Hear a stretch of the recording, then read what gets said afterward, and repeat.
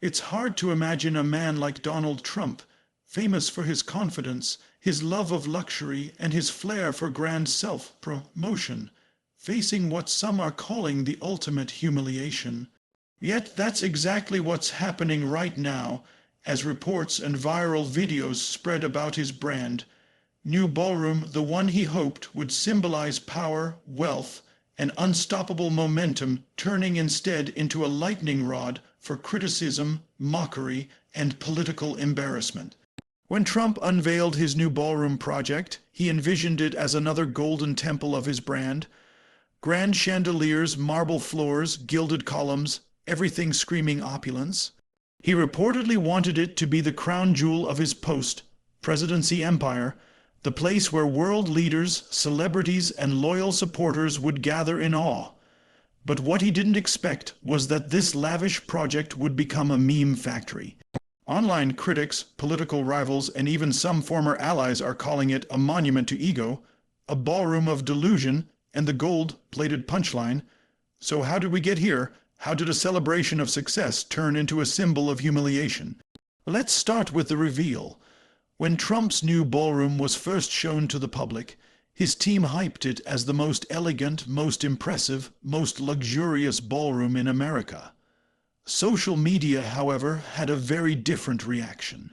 Photos and videos went viral not for their elegance, but for their uncanny resemblance to scenes from old casinos or 1980s Vegas decor. Some compared the design to a wedding hall from a soap opera, while others joked that it looked like a mix of Versailles and a Florida buffet. Within hours, hashtags like #BallroomGate and #GoldenGoof were trending on X and TikTok. The real sting came when architectural critics weighed in. Several experts publicly stated that the ballroom's design was out of touch, a throwback to failed excess, and symbolic of a man stuck in the past. And perhaps most damaging of all, reports surfaced that some of the construction workers and decorators were unpaid or underpaid, echoing a familiar controversy from Trump's past business deals. What was supposed to be a triumph of image and influence quickly began to look like a repeat of old scandals. But humiliation didn't stop with the aesthetics. The political angle made things worse. Just days after the ballroom's unveiling, several Republican leaders reportedly declined invitations to attend the grand opening event. Their absence spoke volumes. For a man who prides himself on loyalty and dominance within his party, seeing empty chairs where allies once stood was a powerful blow. The cameras caught it all: the stiff smiles, the awkward clapping, the glaring empty seats. It wasn't just a bad look. It was a public spectacle of fading influence. Meanwhile, late-night hosts and political commentators had a field day. One popular comedian quipped, "Trump's new ballroom is the only place in America where gold walls outnumber voters." Another said, "It's not a ballroom, it's a cry for validation." The ridicule became relentless. Even non-political influencers joined the trend, using the ballroom as a meme template for fake luxury. And ego gone wild. For a man whose identity is built around winning and prestige, this wave of mockery was the ultimate humiliation. And then came the reports of an even deeper embarrassment that a rival billionaire, rumored to be one of Trump's long-time business competitors, offered to buy the property outright just to demolish it and build affordable housing in its place. Whether true or not, the rumor spread like wildfire. The very idea that someone might turn Trump's latest palace into a housing complex was symbolic poetry to many of his critics. It was as if the universe was serving up irony on a golden platter. Still, Trump being Trump, he didn't stay silent. At a press conference, he dismissed all criticism as fake news, insisting the ballroom was a masterpiece, one of the greatest ever built. Yet even his defense sparked laughter online. Clips of his speech circulated with captions like "When denial is gilded in gold" and "The ballroom that broke the internet." So, what does all this mean for Trump's image moving forward?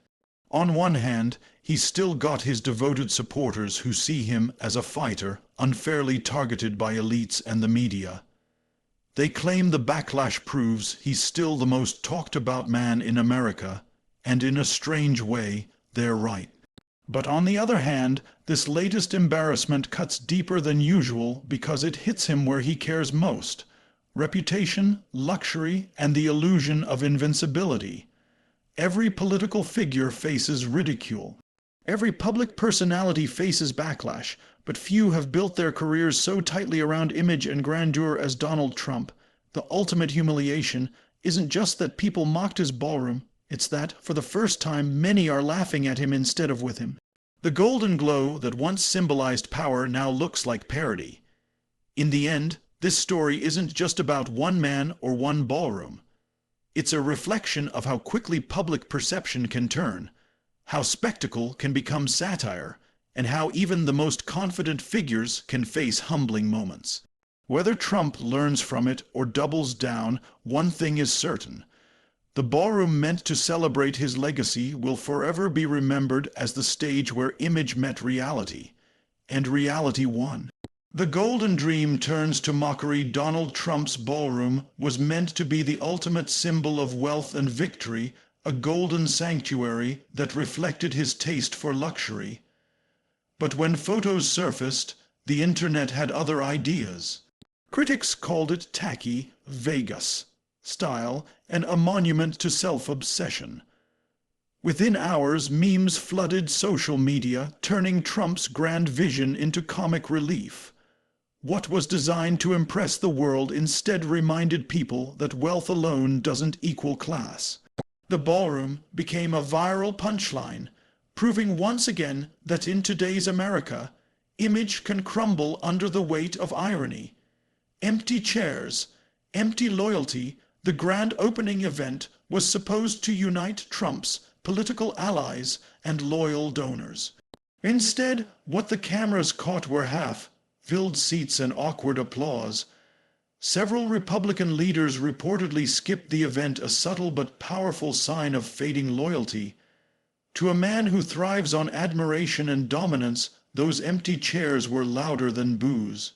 It wasn't just a social embarrassment. It was a political message.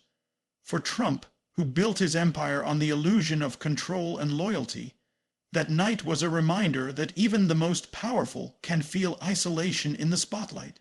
Social media turns gold into dust in the digital era. Perception is everything, and Trump's new ballroom didn't stand a chance. Within minutes of the reveal, TikTok users, YouTubers, and late-night comedians flooded the internet with jokes. Some compared it to a casino lobby. Others said it looked like a wedding hall for billionaires with bad taste. The viral wave turned into a PR nightmare. What Trump considered an architectural triumph became the latest meme symbol of misplaced grandeur. It showed that no matter how much you spend, social media decides what's classy, and Trump just learned that lesson the hard way. The ego vs. the empire. For decades, Trump's empire has been built on spectacle. The bigger, flashier, louder, the better. But this ballroom scandal revealed the downside of that strategy. When the glamour fades, ego becomes the enemy. Trump's refusal to acknowledge the backlash only fueled more criticism. His defensive press conference clips went viral, showing a man fighting to protect not a building, but an image. In politics and business alike, ego is both a driver and a destroyer. The ballroom humiliation proved that even empires built on gold can tarnish when self-image overshadows substance. A lesson in modern power, the humiliation surrounding Trump's ballroom isn't just a personal embarrassment, it's a cultural statement. Americans today value authenticity more than excess. They want leaders who connect, not boast.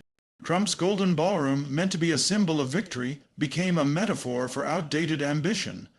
It's a warning to all power figures: the world has changed.